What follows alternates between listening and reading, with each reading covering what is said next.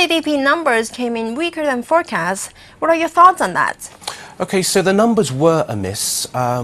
Some might describe a pretty large miss, and I think that was largely down to an unwillingness, particularly on behalf of corporates, actually to invest. So the capital expenditure component of GDP surprised to the downside.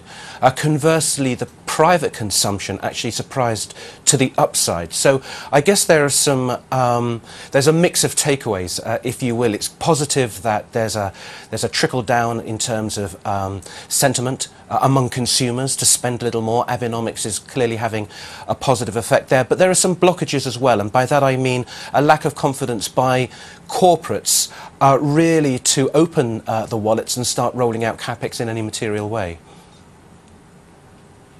And how will the data affect Prime Minister Shinzo Abe's decision on whether to raise sales tax or not?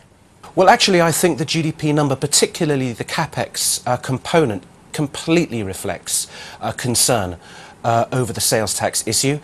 You will be aware last time it was introduced, there was an awful lot of debate, there was an awful lot of concern that it would kill the nascent recovery, which effectively it did.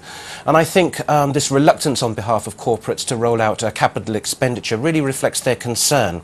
Now, I guess we're not going to know fully about what will happen to the sales tax until late September, early October, but already we're hearing variants. At one point, from one extreme, there's discussion that it could be abandoned completely. At the middle levels of discussion, as it were, there's a delayed timetable or a reduced component in terms of scale of the tax, and of course right at the end it's business as usual. The tax will be implemented along the lines that the BOJ wish. I sense that we will be heading more to the middle ground. I think that the tax will be less than expected, and I think it'll take a while longer actually to be implemented. What do you make of China's earnings season so far? What have been the highlights? Well, I think that the market probably went in a little too optimistic. Consensus was looking around 11 and 11.5%. We've been a little more conservative in terms of our expectations of around 10%. To be fair, I think that even as the earnings seasons unfold, we will see room for further disappointment.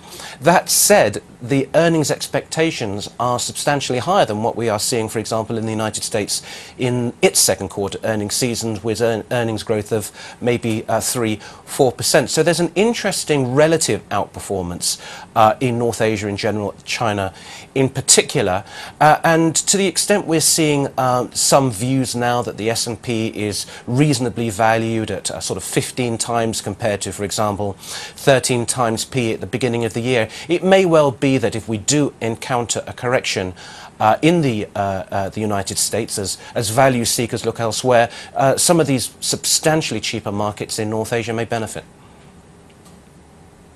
What do you make of the latest set of China economic data? And would that compel you to change your GDP forecast for the full year? There seems to be some signs of stability in the mid-year economic data, which I think is leading to a growing opinion, particularly as the global economy appears to stabilize and grow, but leading to an opinion that growth in China appears to be bottoming. We've seen it in the services PMI, we've seen it in the manufacturing PMI, and obviously some of the concerns that we had, particularly in the interbank space, seems to have diminished, and corporate spreads seem to also have recovered. So I think from a market perspective, there's the view that systemic risk caused by the slowdown is diminishing, and I guess from a global perspective, particularly growth in Japan and the United States, there's a growing sense that we could be seeing something of a bottoming out in the China growth story.